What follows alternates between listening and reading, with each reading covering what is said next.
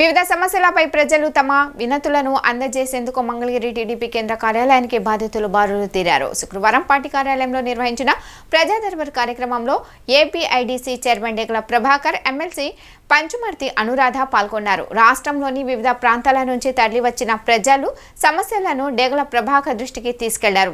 బాధితుల నుంచి APIDC chairman డేగల ప్రభాకర్ అర్జీలు స్వీకరించి విచారించి చర్యలు చేపట్టేలా సంబంధిత అధికారులను ఆదేశించారు.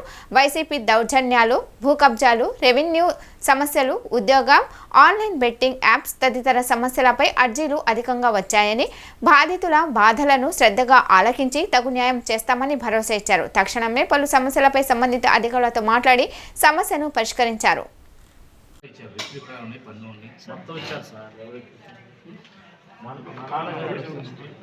ఆస్తి సార్ నేను రిజిస్టర్ చేసుకున్నాం. మా ఒట్టి పన్ను ఇచ్చి ఆన్లైన్ పేరు ఎక్కేట్లా రెండు సొంతాన్ని కూడా ఇప్పుడు ఏమన్నా ఇంటి పన్ను వేరే వాళ్ళు అమ్ముడు పోయి వేరే వాడి పేరు ఎక్కి ప్రయత్నిస్తున్నారు. అందుకు సంబంధం అంటే ఇప్పుడు నేను రిజిస్టర్ మా పేరు ఎక్కాలి సార్.